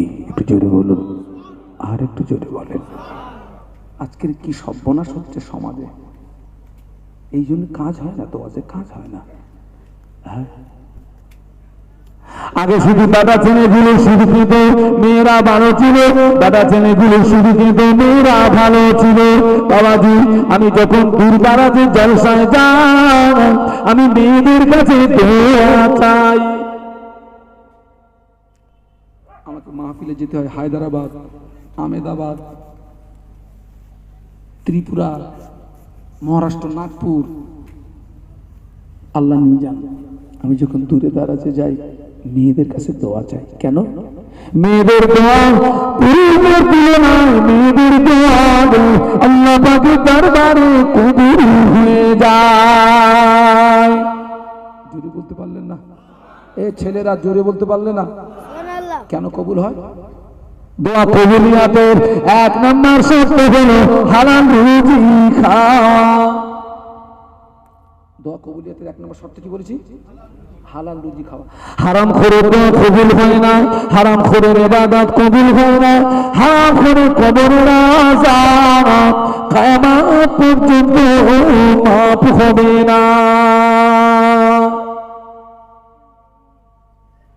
আমার চেয়ে আমার স্ত্রী হালাল খায়, কারণ আমি আজকে এসছি, জলসায় এসছি। আমার স্ত্রী মনে করছে হুজুর জলসায় গিয়েছে, আমি এখান থেকে জলসা না করে ডাকাতি করেও তো বাড়ি যেতে পারি। আমি যদি ডাকাতি করে যাই, ওই আমার স্ত্রী তো জানে না ওই মালটা আমার জন্য হারাম, আমার স্ত্রীর জন্য কি হালাল। এই জন্য আমি মেয়েদের কাছে দোয়া চাই, ওদের দোয়া আগে কবুল হয়।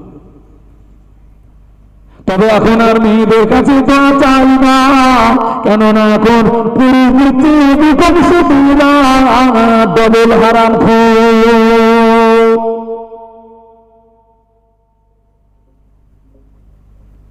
কথা মানেন না? মানেন না? আমি কি সব মায়েদের কথা বলেছি? আমি বলেছি অধিকাংশ ডবল হারামখোর।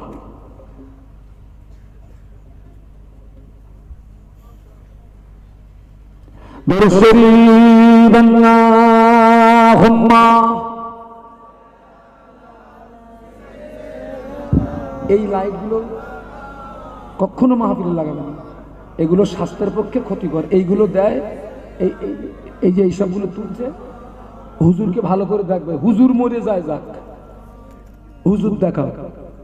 এই সমস্ত লাইটগুলো শরীর হিট করে। আরে ভাই, আগেও তো মাহফিল হতো, এসব তো কিচ্ছু ছিল না। এখন যত আইটেম বাড়তেছে, আসল জায়গায় আইটেম বাড়াবা, আসল জায়গায় ঘাটতে হবে।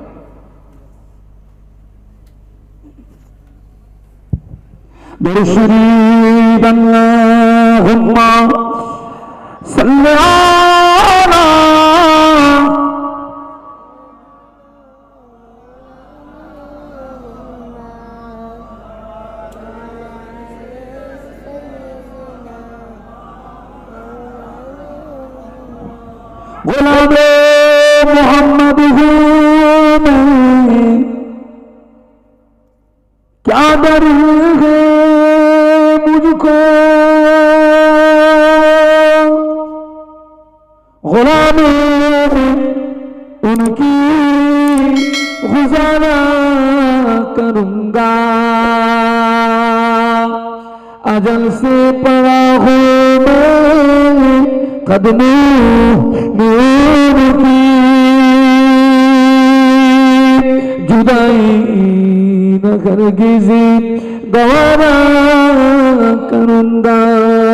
अल्लाहुम्मा पढ़ो बाबा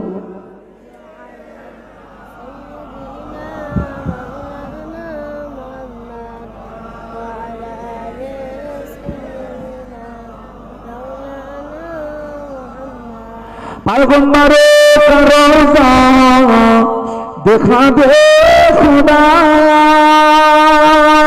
दरे नबी से मिला दे खुदा, शरब मोहब्बत पिला दे खुदा, पैगंबर का रोज़ा दिखा दे खुदाया। अल्लाहुम्मा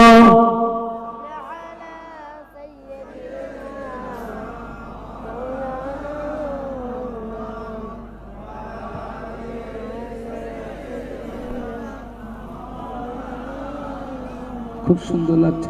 একটু কলেমার জিকির লা ইলাহা ইল্লাল্লাহ,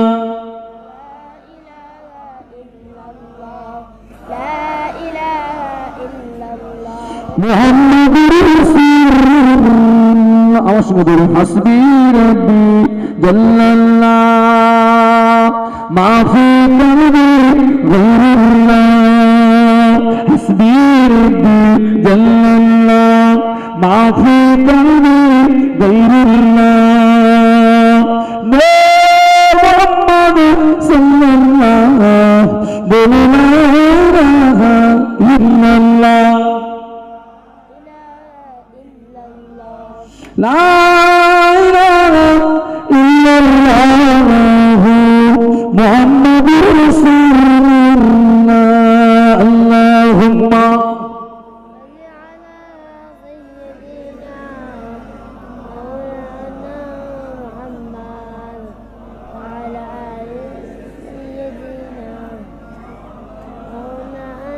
জবান খুলে বলুন আল্লাহু আকবার। কোরআনের আয়াত পড়েছিলাম, নিজে বাঁচো, আমার মোসাদ্দেদ জামানের জীবন দেখুন, 5 হুজুরের জীবন দেখুন, আল্লামা হুজুরের জীবন দেখুন, মাজারাইট পীর সাহেব হুজুরের জীবন দেখুন, আর আমাদের জীবন দেখুন। এই সমাজ কখনো সংস্কার হতে পারে না যতক্ষণ না পর্যন্ত আমরা নিজেরা দায়িত্ব পালন না করব। আমার ছোট হুজুরকে দেখা মানুষ কারা আছেন? হাত তোলেন তো। আলহামদুলিল্লাহ। আমার ছোট হুজুর আমি তো দেখিনি, মুরব্বী আলেমদের জবান থেকে শুনেছি, হুজুর প্রতি রাতে 3টে 4টে করে মাহফিল করতেন এবং কঠিন কঠিন তদবির করতেন। এখন যেরকম আমরা মাহফিল সেরে বাড়ি চলে যাচ্ছি, তখন তো হুজুরা প্রত্যেকদিন মাহফিল করতে বাড়ি যেতে পারতেন না, 15 দিন 1 মাসের সফরে বেরিয়ে যেতেন। আজকের আমরা তো এখন তো রাস্তাঘাট আল্লাহ পাকের সামনে উন্নত হয়ে গেছে, যানবাহনও উন্নত হয়ে গেছে। এখন তো আমাদেরকে, আমরা যারা বক্তা আছি, এক এক দিন এক এক জেলায় যেতে হচ্ছে। গত রাত্রে ছিলাম ডায়মন্ড হারবার থেকে আরো 30 কিলোমিটার ভিতরে, তার আগের ছিলাম হাওড়া জেলাতে 2টো মাহফিল ছিল। আজকের 2টো মাহফিল, প্রত্যেক রাতে 2টো করে মাহফিল, দূরে গেলে একটা।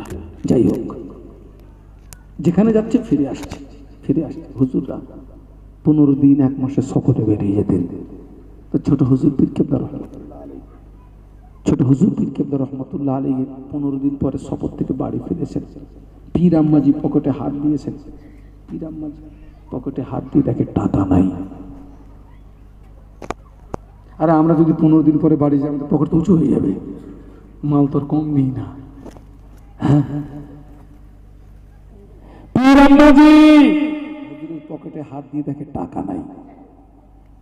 টাকা বলে, জানো আমি যে এলাকায় ছিলাম ওই এলাকায় নামাজ পড়ার ভালো সুব্যবস্থা নেই, আমার টাকা দিয়ে সেখানে একটা মসজিদ বানিয়ে দিয়েছি। যদি বলতে পারলেন না। আবার 15 দিন পরে বাড়ি এসছেন, পীর আম্মাজি পকেটে টাকা, বলে জানো আমি যেখানে ছিলাম ওই এলাকায় কোরআন শিক্ষার সুব্যবস্থা নেই, আমার টাকা দিয়ে একটা মাদ্রাসা করে দিয়েছি। হুজুরের হাতে প্রতিষ্ঠিত হাজার মসজিদ মাদ্রাসা আজও বিদ্যমান। সুবহানাল্লাহ বল। নিজে বেঁচেছেন, বাঁচানোর ব্যবস্থা করে দিয়েছেন। সুবহানাল্লাহ বল। আল্লামা রুহুল আমিন রহমতুল্লাহ আলাইহির জীবনী দেখুন, আল্লামা রুহুল আমিন রহমতুল্লাহ জীবনী। 32 বছর ধরে কোরআন হাদিস ইজমা কিয়াস সরাসরিয়তের মাপকাঠিতে মানুষদেরকে ওয়াজ নসিহত করে ধর্মের দিকে ডাকলেন, অন্যায়ের প্রতিবাদ করলেন, ধর্মের দিকে ডাকলেন, অন্যায়ের প্রতিবাদ করলেন। একদিন তিনি চিন্তা করলেন, সম্ভবত হুজুর আসছে না, কি বলো তো বাবা, এই ছেলেরা, এই তাকবীর দাও, নারায়ে তাকবীর, আর জোরে বলো নারায়ে তাকবীর। আমার দাদা হুজুরের আওলাদ বলো জিন্দাবাদ, আমার দাদু হুজুরের আওলাদ বলো জিন্দাবাদ, ভাইজান হুজুর কেবলা বলো জিন্দাবাদ। নারায়ে তাকবীর, নারায়ে তাকবীর, নারায়ে তাকবীর। খুশি না বেজার? খুশি হলে কি পড়তে হয়? বলুন আলহামদুলিল্লাহ, বলুন আলহামদুলিল্লাহ। ভাষাগত ভুল ত্রুটি ক্ষমা করবেন, আমার জন্য দোয়া করবেন। ওমা তাওফিক ইল্লা বিল্লাহ।